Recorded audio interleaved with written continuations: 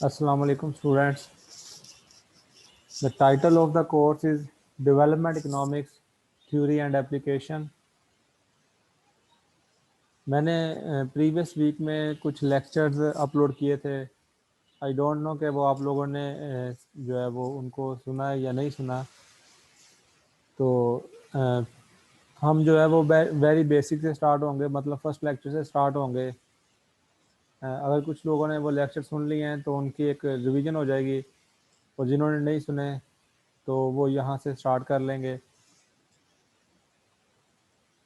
Course title है development economics theory and application, और उसके लिए रिकमेंडेड बुक है by development economics by Michael टुडेरो।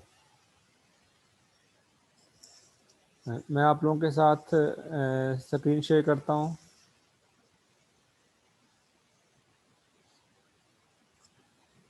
And my name is Adnan Ali Shahzad, lecturer department of economics, university of education, Lower Mall campus, Lahore.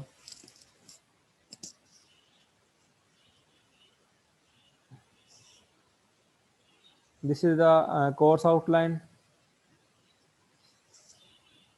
हम इसमें need, scope, development economics का study करेंगे। How you can measure the concept of development economics, current definition of economics, और traditional measurements and definitions of economics, development economics. इसके अलावा जो इसके contents हैं इस कोर्स के, उनमें कुछ डेवलपमेंट की थ्योरीज होंगी, क्लासिकल थ्योरीज होंगी, न्यू क्लासिकल थ्योरीज होंगी, और कुछ इकोनॉमिक सिस्टम्स हैं। ये कुछ थ्योरीज आपके सामने मेंशन है। मैं वन बाय वन जो है एक्सप्लेन नहीं करना चाहता। हम इंशाल्लाह इन सब थ्योरीज को डिटेल में स्टडी करेंगे। इसके अलावा ये आपके सामने और चैप्टर मेंशन है जिसमें एग्रीकल्चर इंडस्ट्री से रिलेटेड थ्योरीज है, population, education and human capital है। इसके अलावा ये रिकमेंडेड बुक है by Todaro and Smith. Book title है इकोनॉमिक डेवलपमेंट। आज हम इंट्रोडक्शन से स्टार्ट करते हैं। यहाँ पे एक डेफिनेशन मेंशन है, development can be seen as a process of expanding the real freedom that people enjoy. This definition was presented by professor Amartya Sen, Nobel prize holder in economics. ये एक करंट डेफिनेशन है जो हम तकरीबन एंड पे जाके analyse करेंगे, क्योंकि फर्स्ट स्टार्ट जो है हम वो बेसिक डेफिनेशन से लेंगे, और देन ग्रोथ और डेवलपमेंट में हम डिफरेंस भी स्टडी करेंगे। सबसे पहले जो क्वेश्चन है मैं वो ये हाईलाइट करना चाहता हूँ कि why we need to study development economics as a separate discipline. आप लोगों ने इकोनॉमिक्स के पहले भी दो कोर्स लिए हैं, माइक्रो इकोनॉमिक्स भी पढ़ा होगा, मैक्रो इकोनॉमिक्स भी पढ़ा होगा, और ऑब्वियसली डेवलपमेंट इकोनॉमिक्स जो है वो मैक्रो इकोनॉमिक्स की स्टडी है।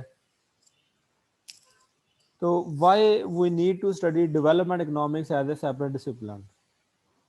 हम इस क्वेश्चन का आंसर डिफरेंट वे में दे सकते हैं। आपकी बुक जो है वो माइकल टोडारो, वो भी फर्स्ट चैप्टर में इस क्वेश्चन को आंसर करता है डिटेल में। मैंने आप लोगों के आसानी के लिए बुक जो है वो गूगल क्लासरूम पे शेयर की है। अगर आप में से कुछ परचेज करना चाहते हैं तो ये मार्केट में इजीली अवेलेबल है। अदरवाइज़ आप सॉफ्ट फॉर्म में पढ़ सकते हैं। हैंड आउट्स भी, ये जो स्लाइड्स हैं मैं ये भी आप लोगों के साथ शेयर कर दिया करूँगा, लेकिन इसके बावजूद आप जो है वो बुक से भी ज़रूर कंसल्ट किया करेंगे। Why we need to study development economics as a separate discipline? मैं ऐसी कुछ आपको रीजन एक्सप्लेन करूंगा। One of the important reason is that कि जो डेवलप्ड कंट्रीज है, एडवांस इकोनॉमीज है, उनमें जितनी भी रिसर्च ओरिएंटेड डिग्रीज हैं, उनमें जो हायर स्टडीज़ की डिग्रीज हैं लाइक पीएचडी है या कोई और रिसर्च बेस्ड डिग्रीज हैं, उनमें जो स्टूडेंट्स की मेजोरिटी है वो डेवलपिंग कंट्री से आई होती है। आप किसी भी यूनिवर्सिटी की, डेवलप्ड कंट्रीज की यूनिवर्सिटी को एनालाइज कर लें, उनमें जो उनकी हाई डिग्रीज होंगी, पीएचडी प्रोग्राम्स होंगे, उनमें जो ज़्यादा स्टूडेंट्स की तादाद होगी वो डेवलपिंग कंट्री से होगी। और ये जो स्टूडेंट्स हैं डेवलपिंग कंट्री से मूव किए हैं, इन्होंने अपनी लाइफ का 25 ईयर 30 ईयर जो है वो डेवलपिंग कंट्रीज में स्पेंड किए होते हैं। अब वो डेवलप कंट्रीज में जाते हैं, they feel the difference based on social, economic and political view. वो सोशल लाइफ में भी डिफरेंस फील करते हैं डेवलपिंग कंट्रीज में, डेवलप कंट्रीज में। वो इकोनॉमिक डिफरेंस भी फील करते हैं डेवलपिंग कंट्री में, डेवलप कंट्रीज में। वो पॉलिटिकल बेस्ड पे भी डिफरेंस फील करते हैं डेवलपिंग कंट्री में और डेवलप कंट्रीज में। These student stressed to study development economics as a separate discipline, क्योंकि उनका ये व्यू है कि हम डेवलपमेंट इकोनॉमिक्स को as a separate discipline study करके उस पर ज़्यादा रिसर्च करके हम डेवलपिंग कंट्रीज को कुछ पॉलिसीज प्रोवाइड कर सकते हैं, या उनके लिए कुछ भी लिटरेचर छोड़ सकते हैं, ताकि वो भी डेवलपिंग कंट्रीज जो है वो भी डेवलपमेंट के पैटर्न पे रन करके डेवलप कंट्रीज के साथ मिल सके। तो एक तो ये रीज़न है कि ये जो student from developing countries studying in the developed countries stressed to teach development economics as a separate discipline. और आप देख सकते हैं there are number of degrees like PhD in development economics and so on. Another rationale why we need to study development economics as a separate discipline is that around 40% of the world population, around 40% of the world population is living below the poverty line, is living below the poverty line, or you can say that earning less than $2 a day. एक दिन में जो है वो $2 से कम earn कर रहे हैं 40% पॉपुलेशन। तो ये एक जो पॉवर्टी की कंडीशन है, ये हमें मोटिवेट करती है, हमें स्ट्रेस करती है कि हम डेवलपमेंट इकोनॉमिक्स को as a separate discipline study करें।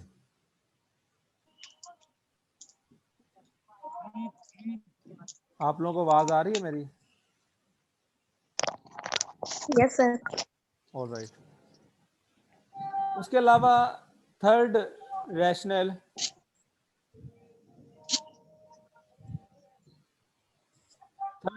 that explain why we need to study development economics as a separate discipline, वो ये है कि how the people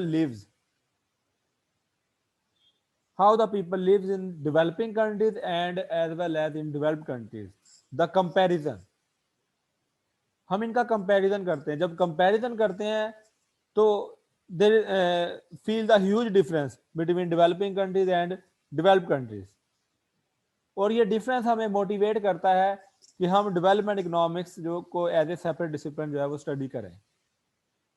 मैं यहाँ पे हम आपकी स्क्रीन पे कुछ पॉइंट्स जो है वो एक्सप्लेन करता हूँ। Some live in comfortable homes with many rooms. They have more than enough to eat. They are well clothed and healthy and have a reasonable degree of financial security. And on the other hand, in the developing countries, Earth's nearly 7 billion people are much less fortunate. They may have inadequate food and shelter. Their health is often poor. They may not know how to read or write, and they may be unemployed. ये हमारे पास दो pictures आ गई हैं, एक developed country की picture है और एक डेवलपिंग की। डेवलप्ड कंट्रीज में क्या है? Comfortable homes with many rooms, खाने को बहुत कुछ है, पहनने को बहुत कुछ है, हेल्थ सिक्योरिटी है, फाइनेंशियल सिक्योरिटी है। On the other hand, in the developing countries where 85% of the population are living in the developing countries, पूरी पॉपुलेशन का, दुनिया का 85% जो है वो डेवलपिंग कंट्रीज में रहता है। They are much less fortunate, ना उनके लिए जो है एनफ फूड है, ना उनके लिए शेल्टर है, ना उनके लिए हेल्थ की जो बेहतर फैसिलिटीज हैं वो हैं। कुछ को तो पढ़ना लिखना नहीं आता और में भी बहुत सारे अनएम्प्लॉयड भी हैं।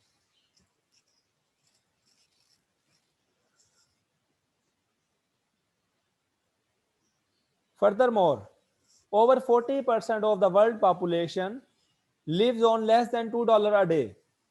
तकरीबन दुनिया का तकरीबन 40% पॉपुलेशन ऐसी है जो बिलो पॉवर्टी लाइन है, जो बिलो एब्सोल्यूट पॉवर्टी लाइन है, मतलब कि वो डेली $2 अर्न नहीं कर पाते। यहां पे एब्सोल्यूट पॉवर्टी को भी डिफाइन किया गया है, a situation of being unable to meet the minimum level of income, food, clothing, healthcare, shelter and other essentials। अगर हम जो जिंदा रहने की बेसिक रिक्वायरमेंट है उसको फुलफिल नहीं कर पाते, यू आर पुअर। और अगर उसे हम इन टर्म्स ऑफ इनकम देखें तो इन टर्म्स ऑफ इनकम जो वर्ल्ड बैंक है वो ये डिफाइन करता है कि अगर कोई शख्स डेली $2 इनकम अर्न नहीं कर पाता, ही और she will be considered as a poor. तो तकरीबन 40% पॉपुलेशन ऐसी है जो बिलो पॉवर्टी लाइन है। तो ये चीज हमें मोटिवेट करती है डेवलपमेंट इकोनॉमिक्स को स्टडी करने को। फर्दर मोर, मजीद हम कंपैरिजन करते हैं डेवलपिंग कंट्री का और डेवलप्ड कंट्री का।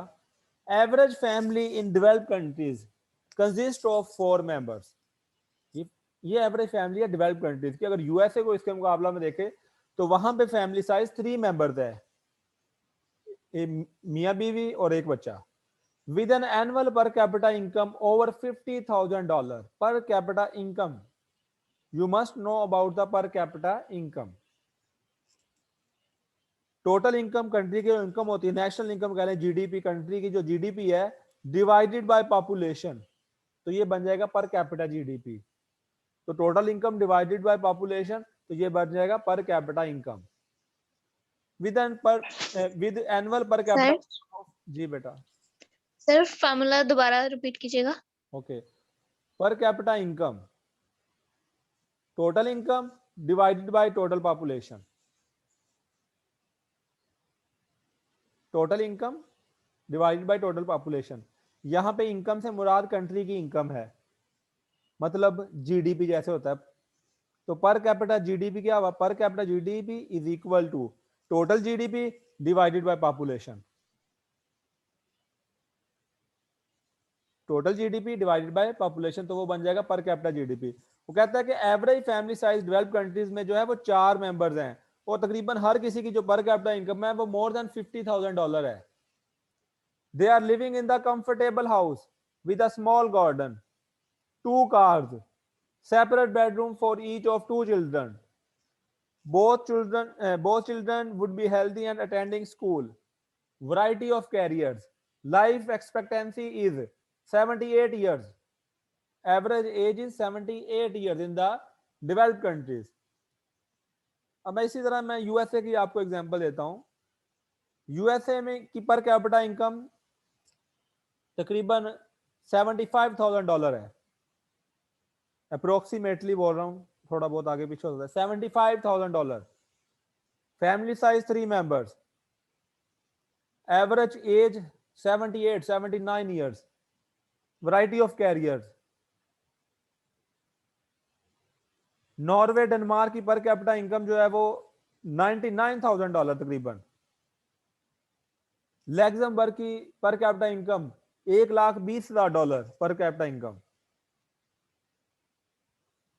और इसके मुकाबला में हम डेवलपिंग कंट्री को एनालाइज करते हैं। Now let us examine a typical extended family in poor rural area of south Asia.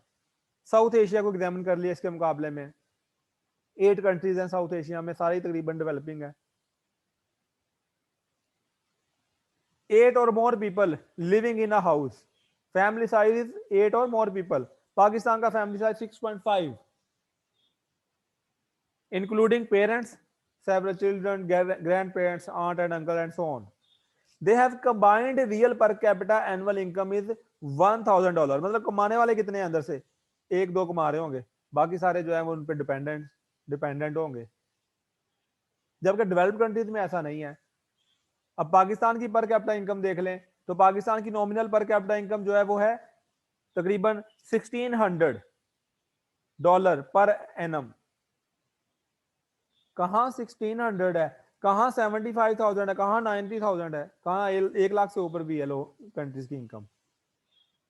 There is a huge gap between developing countries and developed countries.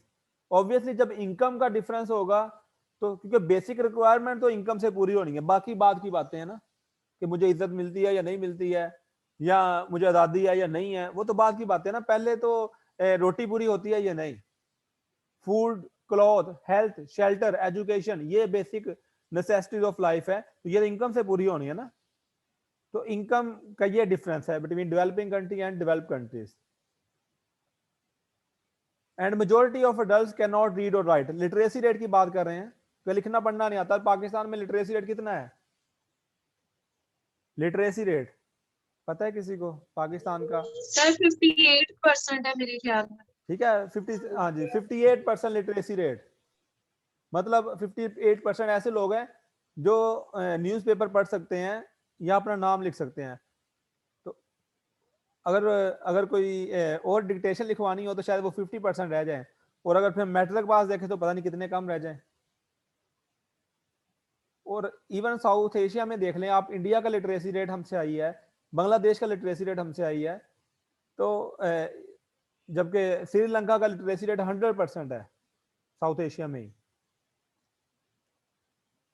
तो डेवलप कंट्रीज की अगर बात करें हम, तो वो वहां पे लिटरेसी रेट की डेफिनेशन ही खत्म कर दी उन्होंने तो एनरोलमेंट रेशो लेते हैं, क्योंकि वहां पे लिटरेसी रेट 100% है। The house has no electricity, no sanitation facility or fresh water supply. Subsistence economy, an economy in which production is mainly for personal consumption and the standard of living yields little more than basic necessities of life, food, shelter and clothing. Actually जो developing economies है ये subsistence level पे survive कर रही हैं, और subsistence level का मतलब है कि हम गुजारा कर रहे हैं, मतलब हमारी जरूरत बामुश्किल पूरी हो रही है, इसको हम बोलते हैं सबसिस्टेंस इकोनॉमी। हम जो अपनी बेसिक नेसेसिटीज है डेवलपिंग कंट्री की, फूड, क्लॉथ, शेल्टर, उसे बामुश्किल पूरा कर पा रहे हैं। तो ये कंडीशन है डेवलपिंग कंट्रीज की और डेवलप्ड कंट्रीज की। और ये सारी बातें जितनी भी हमने की हैं अब तक, ये सारी बातें हमें मोटिवेट करती हैं कि हम डेवलपमेंट इकोनॉमिक्स को as a separate discipline study करें। ये सारी बातें हमें इस बात को हाईलाइट करती हैं कि हमें डेवलपमेंट इकोनॉमिक्स क्यों पढ़नी चाहिए। क्लियर है बेटा? यहां तक किसी का कोई क्वेश्चन है तो पूछ ले।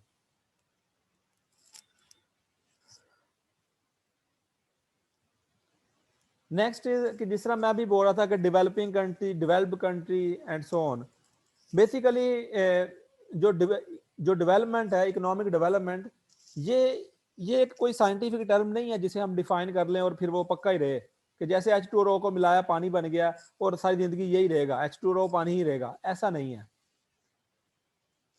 इकोनॉमिक डेवलपमेंट एक प्रोसेस है और प्रोसेस में हमेशा इंप्रूवमेंट्स आती रहती हैं।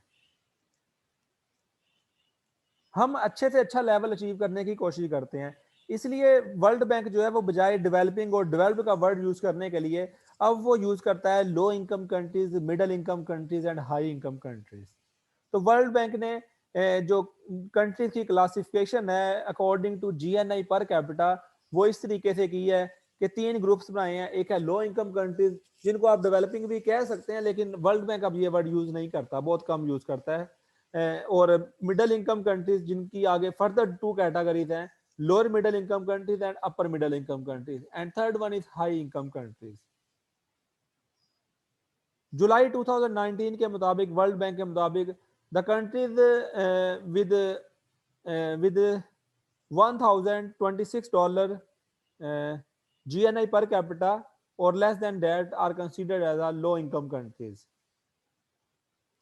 and the countries which have GNI per capita ranging from $1,026 to $3,995 are considered as a lower middle income countries, and the countries with GNI per capita ranging from $3,996 to $12,375 are considered as the upper middle income countries. and the countries with income $12,376 and more are considered as a high income countries. तो इस तरीके से world bank जो है वो countries की classification करता है.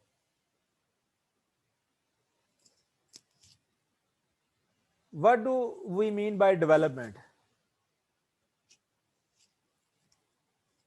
फर्स्ट जो डेफिनेशन आपकी स्क्रीन पर मेंशन है वो इकोनॉमिक डेवलपमेंट की है. There is a slight difference between development economics and economic development. First definition जो है वो है इकोनॉमिक डेवलपमेंट की. The process of improving the quality of all human lives and capabilities by raising people's level of living, self esteem and freedom. ये जो definition है ये advance definition है, बात याद रखिएगा, ये एडवांस डेफिनेशन है मौजूदा. इसको मैं एक्सप्लेन करूंगा एंड पे जाके जब हम पुरानी सारी डेफिनेशन पढ़ लेंगे. इकोनॉमिक डेवलपमेंट टर्म है उसको डिफाइन किया गया यहाँ पे, एक प्रोसेस है ये. और दूसरा जो है वो डेवलपमेंट इकोनॉमिक्स. डेवलपमेंट इकोनॉमिक्स एक सब्जेक्ट है. डेवलपमेंट इकोनॉमिक्स एक सब्जेक्ट है जिसमें हम ये स्टडी करते हैं कि हम किस तरीके से ग्रोथ, किस तरीके से हम अपने कंट्री को ग्रो कर सकते हैं, या किस तरीके से हम लो इनकम कंट्री से हाई इनकम स्टेटस हासिल कर सकते हैं, या किस तरीके से हम पॉवर्टी की प्रॉब्लम्स को ओवरकम कर सकते हैं. इकोनॉमिक डेवलपमेंट एक टर्म है जिसे हमने डिफाइन किया ऊपर, जबकि डेवलपमेंट इकोनॉमिक्स एक सब्जेक्ट है जिसमें हम ये स्टडी करते हैं how economies are transformed from stagnation to growth, from low income to high income status and overcome problems of absolute poverty. ये हम स्टडी करते हैं डेवलपमेंट इकोनॉमिक्स में. So economic development is something different from development economics. अब हम economic development की definition की तरफ आते हैं. पहले हम ट्रेडिशनल डेफिनेशन जो है वो स्टडी करेंगे और आहिस्ता आहिस्ता हम एडवांस डेफिनेशन की तरफ जाते जाएंगे. और यहाँ पे मैं एक और डिफरेंस हाईलाइट करना चाहता हूँ, difference between economic development and economic growth. Traditionally, development has been measured as a or defined as a increase in income per capita. अगर पर कैपिटा इनकम में इजाफा होता है तो हम कहते हैं कि इकोनॉमिक ग्रोथ हो रही है, और इसे ही पुराने वक्तों में इकोनॉमिक डेवलपमेंट कहा जाता था. डेवलपमेंट को इसी तरीके से मेजर किया जाता था. किस तरीके से? ये बात दोबारा रिपीट जी. कीजिएगा. ये जो ट्रेडिशनल सबसे पहली मेजरमेंट लिखी है ना पहली 2 लाइनों में, ये इकोनॉमिक डेवलपमेंट की ट्रेडिशनल मेजर है जो कि जिसको मौजूदा दौर में इकोनॉमिक ग्रोथ बोलते हैं, जिसको मौजूदा दौर में इकोनॉमिक ग्रोथ बोलते हैं.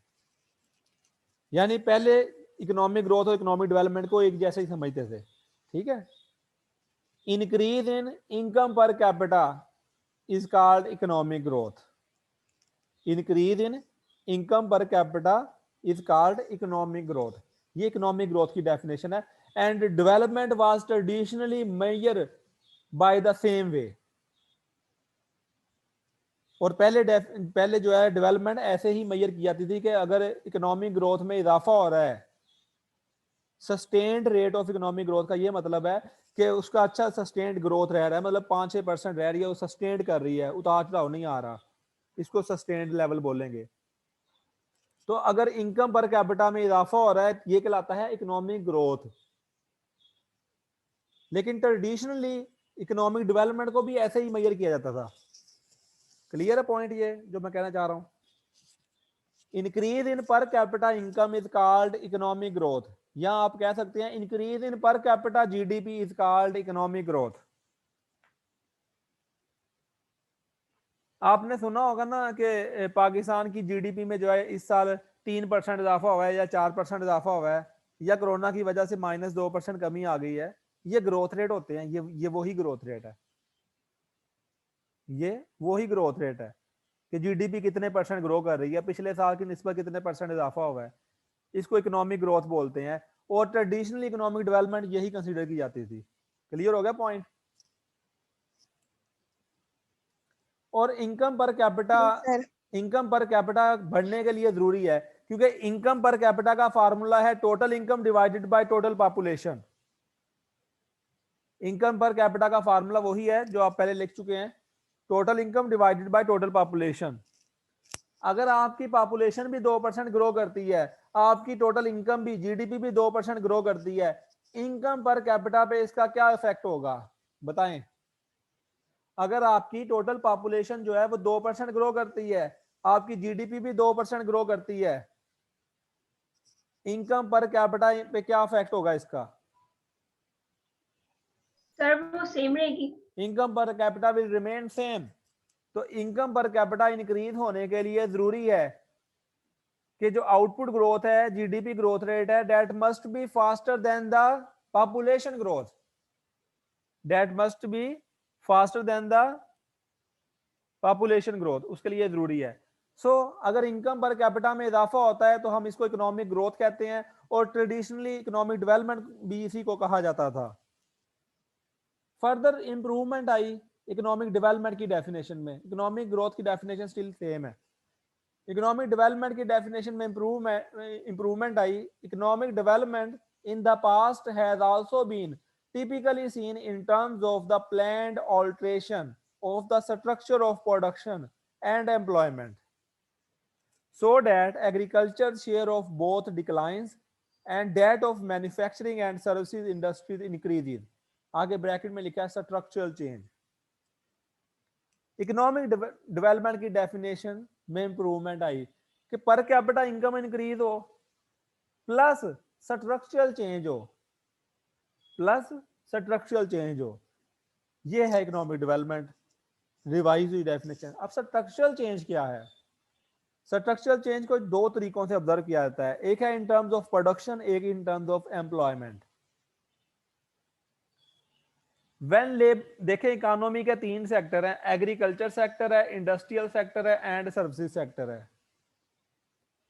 एग्रीकल्चर सेक्टर है, इंडस्ट्रियल सेक्टर है and services sector. When labour force is moving from agriculture sector to industrial sector or services sector, this is considered this is named as a structural change or structural transformation। जब आपकी labour force किसी एक sector से traditional sector, actually हम agriculture sector को traditional sector consider करते हैं, जबकि इंडस्ट्रियल एंड सर्विसेज सेक्टर को मॉडर्न सेक्टर कंसीडर करते हैं। When labour force is moving from traditional agriculture sector to modern industrial or services sector, this is named as a structural change or structural transformation। अगर हमारी labour force जो है वो agriculture sector से move करती है टूवर्ड्स इंडस्ट्रियल सेक्टर और services sector, इसे बोलते हैं हम स्ट्रक्चरल चेंज, और ये हमने इन टर्म्स ऑफ एम्प्लॉयमेंट कहा है। सर ये दोबारा बताएं, यहाँ तक तो समझ आ गई है ना। आपने कहा कि पर कैपिटा इंक्रीज हो, स्ट्रक्चरल चेंजेस हो साथ में, तो ये इकोनॉमिक डेवलपमेंट है। जी, इसके बाद आपने क्या बताया, ये दोबारा बताइएगा। इसके बाद मैं स्ट्रक्चरल चेंज बता रहा हूँ कि वो क्या होती है। स्ट्रक्चरल चेंज बता रहा हूँ कि क्या होती है। तीन सेक्टर हैं इकोनॉमी के, agriculture sector, industrial sector, services sector. Agriculture sector is considered as a agriculture sector is considered as a traditional sector, while industrial and services sector are considered as a modern sector. When labor force is moving from traditional agriculture sector to modern industrial sector or services sector, it will considered as a structural change। यानी हमारी labour force agriculture sector से निकलकर move कर रही हो industrial sector में या services sector में, तो ये स्ट्रक्चरल चेंज कहलाएगा। इसको ये हमने इन टर्म्स ऑफ एम्प्लॉयमेंट बताया है। या आप ऐसे भी कह सकते हैं इन टर्म्स ऑफ प्रोडक्शन कि जीडीपी में जो एग्रीकल्चर का शेयर है वो कम होना स्टार्ट हो जाए, जबकि इंडस्ट्रियल और सर्विसेज सेक्टर का जो जीडीपी में शेयर है वो बढ़ना स्टार्ट हो जाए, ये स्ट्रक्चरल चेंज कहलाएगा। प्रोडक्शन, ये in terms of production define किया, पहले हमने in terms of employment define किया था। मैं आपको एग्जांपल देता हूं स्ट्रक्चरल चेंज की। पाकिस्तान 1947 में बना और उस वक्त पाकिस्तान की लेबर फोर्स का तकरीबन 76% जो है वो एग्रीकल्चर सेक्टर में काम कर रहा था, और इस टाइम करंट वैल्यू के मुताबिक पाकिस्तान की लेबर फोर्स का तकरीबन 44.5% जो है वो एग्रीकल्चर सेक्टर में काम कर रहा है। मतलब बाकी जो है वो इंडस्ट्रियल में या सर्विसेज में शिफ्ट हो गए हैं। ये स्ट्रक्चरल चेंज हो रही है ना। इसी तरह अगर आप डेवलप्ड कंट्री किसी यूएसए को देखो तो यूएसए की लेबर फोर्स का only 1% is engage in agriculture sector इस टाइम। यूएसए की लेबर फोर्स का सिर्फ 1% जो है वो एग्रीकल्चर सेक्टर में काम कर रहा है and contributing only 1% into the total GDP of USA. और उसका यूएसए की जीडीपी में सिर्फ 1% शेयर है एग्रीकल्चर सेक्टर का, और सिर्फ 1% एग्रीकल्चर सेक्टर में काम कर रहे हैं। तो ये स्ट्रक्चरल ट्रांसफॉर्मेशन है। जैसे हम डेवलपिंग कंट्री से डेवलपमेंट की तरफ मूव करते जाएंगे तो ये स्ट्रक्चरल चेंज आपको नजर आएगी। तो यहाँ पे इकोनॉमिक डेवलपमेंट की डेफिनेशन को इंप्रूव किया गया और उसमें हमने पर कैपिटा इनकम इंक्रीज होने के साथ स्ट्रक्चरल चेंज को शामिल किया। क्लियर है यहाँ तक पॉइंट? कोई कंफ्यूजन किसी को है? किसी को कोई सर कंफ्यूजन? ये तो आपने ये बताया ना कि जब लेबर फोर्स मूव करती है एग्रीकल्चर सेक्टर से इंडस्ट्री सेक्टर से सर्विस में तो ये स्ट्रक्चरल चेंज है। ये आपने बताया कि ये मैंने आपको प्रोडक्शन के अकॉर्डिंग बताया कि एम्प्लॉयमेंट के अकॉर्डिंग बताया है? एम्प्लॉयमेंट है ना, लेबर फोर्स मूव हो रही तो ये इन टर्म्स ऑफ एम्प्लॉयमेंट है। अगर इन टर्म्स ऑफ प्रोडक्शन बात करनी हो तो वो ये है कि एग्रीकल्चर का जो जीडीपी में शेयर है वो कम होना स्टार्ट हो जाएगा और इंडस्ट्रियल एंड सर्विसेज सेक्टर का जीडीपी में जो शेयर है वो बढ़ना शुरू हो जाए। मतलब पहले हमारी जीडीपी में एग्रीकल्चर सेक्टर का जो है वो तकरीबन 60% कंट्रीब्यूशन था और इस टाइम हमारा जीडीपी में 21% फ्रॉम एग्रीकल्चर सेक्टर है।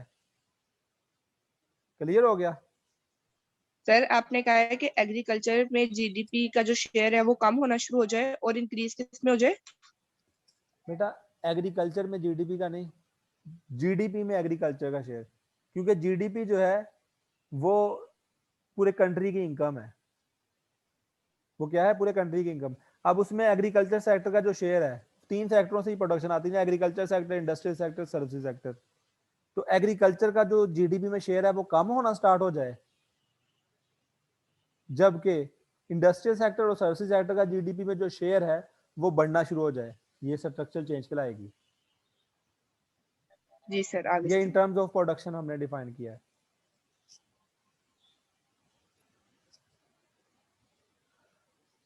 क्लियर है बेटा point? Then after that, the new economic view of development, the experience of 1950s, 1960s, when many developing nations did reach their economic growth targets, but the level of living of the masses of people remained stagnant, remained for the most part unchanged. Signal that something was very wrong with this narrow definition of economic development. 50s में और 60s में देखने में आया कि economic growth जो है वो अपने टारगेट्स पूरे करे, जितना हम टारगेट कर रहे हैं इकोनॉमिक ग्रोथ उतनी हो रही है, स्ट्रक्चरल चेंज भी हो रही है, लेकिन इसके बावजूद जो मेजॉरिटी लोगों का लिविंग स्टैंडर्ड है वो चेंज नहीं हो रहा, वो स्टैग्नेंट है। सो it signaled that something was very wrong with the narrow definition of economic development. उन्होंने कहा कि डेफिनेशन ऑफ इकोनॉमिक डेवलपमेंट जो है वो ब्रॉड नहीं है, उसको ब्रॉड बनाने की जरूरत है। Then economists, policy makers put attention towards the widespread of absolute poverty, increasingly inequitable income distribution and rising unemployment. तो फिर पॉलिसी मेकर्स ने इस बात पे फोकस दिलाया कि पॉवर्टी भी बढ़ रही है, अगर बढ़ नहीं रही तो कम भी नहीं हो रही। अनइक्वल डिस्ट्रीब्यूशन ऑफ वेल्थ है। अनइक्वल डिस्ट्रीब्यूशन ऑफ वेल्थ का ये मतलब है इनकम इनइक्वालिटी। इनकम इनइक्वालिटी भी कहते हैं इसे, अनइक्वल डिस्ट्रीब्यूशन ऑफ वेल्थ भी कहते हैं। इसका मतलब है कि पुअर ज्यादा पुअर है, रिच ज्यादा रिच है। तो अनइक्वल डिस्ट्रीब्यूशन ऑफ वेल्थ में भी इजाफा हो रहा है, अनएम्प्लॉयमेंट में भी इजाफा हो रहा है। तो उन्होंने कहा कि इकोनॉमिक डेवलपमेंट की डेफिनेशन को रिवाइज करने की जरूरत है। During 1970s economic development came to be redefined in terms of reduction in poverty, income inequality and unemployment. With in the context of growing economy, कि इकोनॉमी जो है वो ग्रो करे, स्ट्रक्चरल चेंज हो, और लेकिन ये साथ में 3 इकोनॉमिक प्रॉब्लम जो है ये भी जो है रिड्यूस हो रही हो। मतलब देखा जाए what has been happening to poverty, what has been happening to unemployment, what has been happening to income inequality, ये भी देखा जाए। और अगर इनमें से कोई भी वेरिएबल जो है वो मजीद इंक्रीज हो रहा है, पॉवर्टी इंक्रीज हो रही है, या अनएम्प्लॉयमेंट इंक्रीज हो रही है, या इनकम इनइक्वालिटी इंक्रीज हो रही है, तो आप कह सकते हैं कि इकोनॉमिक डेवलपमेंट नहीं है। इकोनॉमिक डेवलपमेंट के लिए जरूरी है कि ग्रोथ के साथ पॉवर्टी, अनएम्प्लॉयमेंट और इनइक्वालिटी जो है वो डिक्रीज हो। फिर इस ये डेफिनेशन बनाई गई। If all three of these have declined from high levels, then this has been a period of development for the country concerned. And if one or two of these central problems have been growing worse, there would be no development even if per capita income doubles. कि पर capita income double भी हो जाए, लेकिन अगर इन तीनों में से कोई भी एडवर्स जा रहा है, मतलब अनएम्प्लॉयमेंट और क्या है, पॉवर्टी और इनकम इनइक्वालिटी, अगर ये एडवर्स जा रही हैं तो फिर जो है वो डेवलपमेंट नहीं है। क्लियर हुआ पॉइंट बेटा? क्लियर हो गया पॉइंट? सर हम बस यही कहेंगे कि जो न्यू डेफिनेशन है उसके अकॉर्डिंग जो है वो ये अभी चीजें न्यू पे जाना है हमने। ये 1970s अच्छा, की ठीक। बात है, ये 70s में रीडिफाइंड हुई, ये वो डेफिनेशन है। अभी हमने न्यू पे जाना है। ठीक है, हम 10 मिनट का ब्रेक कर लेते हैं और नमाज के बाद जो है ना इसको कंटिन्यू करते हैं। Thank you student. ये CR GR प्लीज एक स्क्रीनशॉट ले लिया करें पार्टिसिपेंट्स का, ताकि वो अटेंडेंस नोट हो जाए आप लोगों की। और इसके अलावा मैंने GCR पे भी अटेंडेंस के लिए क्वेश्चन जनरेट किया, वहां पे भी मार्क कर सकते हैं। ये स्क्रीनशॉट लेके ग्रुप में सेंड कर दीजिएगा पार्टिसिपेंट्स का। सर मैंने ले लिया स्क्रीनशॉट। हाँ जी, 18 पार्टिसिपेंट्स हैं। ओके, और अल्लाह सर हाफिज़। इसी